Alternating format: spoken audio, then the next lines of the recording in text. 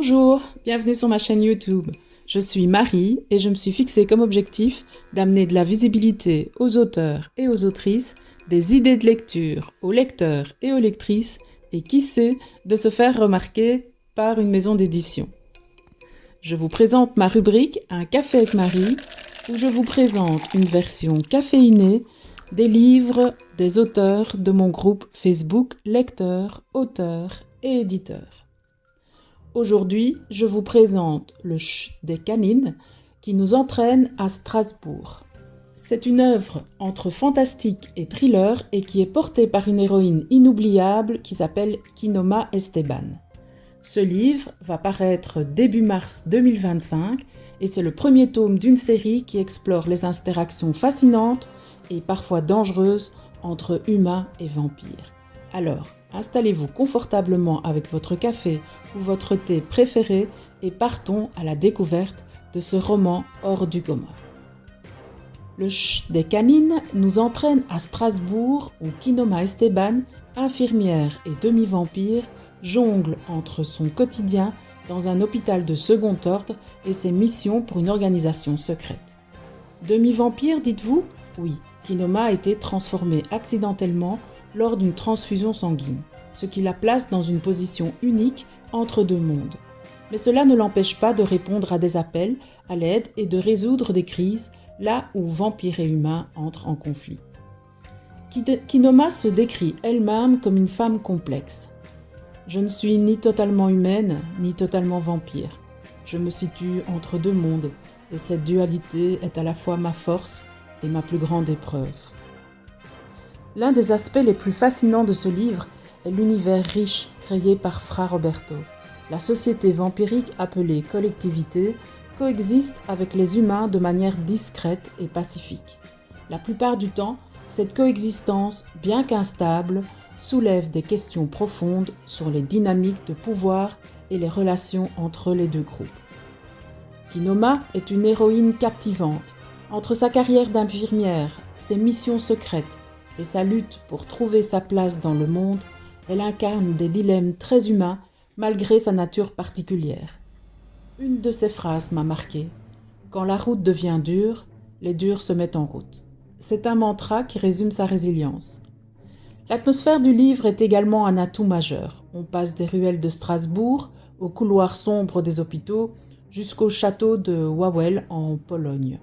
Les descriptions des lieux sont immersives et parfois presque cinématographiques.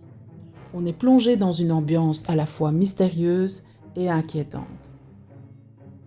Et si nous laissions Kinoma, l'héroïne, se présenter ? Voici quelques réponses issues de son interview que j'ai eu la chance de réaliser. Je m'appelle Kinoma Esteban. À la trentaine, je mène une double vie, infirmière et demi-vampire. Je ne suis pas née ainsi. J'ai été transformée à la suite d'une transfusion contaminée et cette dualité entre humain et vampire est à la fois ma force et mon plus grand défi. Kinoma confie également l'une de ses plus grandes peurs, le rejet par les deux sociétés. Perdre mon identité serait pire que de ne pas en avoir. Mais elle reste une battante. Quand je sens qu'un ami a besoin d'aide, je réponds toujours à l'appel, peu importe le danger. Et pour conclure, Kinoma nous laisse avec cette phrase intrigante « Accompagnez-moi et je vous montrerai des lieux et des événements que vous n'avez jamais imaginés. » N'hésitez pas à retrouver l'ensemble de cette interview dans le groupe Facebook Lecteurs, auteurs et éditeurs. Bien que le roman regorge d'atouts, quelques points méritent d'être notés. Certains passages descriptifs ralentissent un peu le rythme, ce qui peut parfois éloigner l'attention du lecteur de l'intrigue principale. Les dialogues, bien qu'informatifs, gagneraient à être plus naturels pour renforcer les relations entre les personnages. Par exemple, Mike, l'ambulancier, ami de Kinoma, aurait pu être davantage mis en valeur pour mieux équilibrer les interactions. Cela dit, ces détails n'enlèvent rien à la richesse de l'univers et à la qualité des scènes d'action qui sont particulièrement réussies. Avant de conclure, je souhaite partager une annonce spéciale. J'ai eu l'honneur de collaborer avec Fra Roberto pour créer 2 trailers dédiés à son univers unique.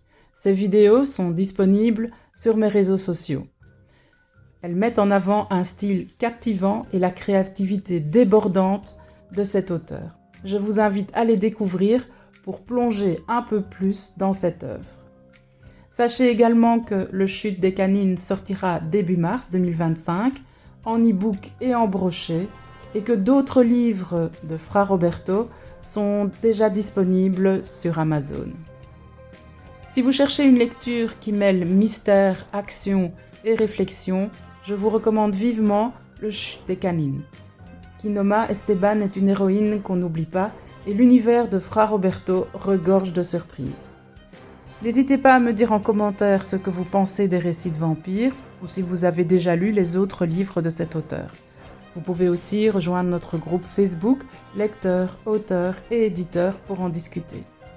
Merci de m'avoir accompagné pour ce café littéraire et je vous donne rendez-vous très bientôt pour une nouvelle chronique. À bientôt! Et voilà, ce café avec Marie est à présent terminé. Si vous désirez que je fasse la vidéo de votre livre, n'hésitez pas à me contacter via mon adresse email naomititov@gmail.com. Et sinon, je vous dis à bientôt pour d'autres cafés littéraires.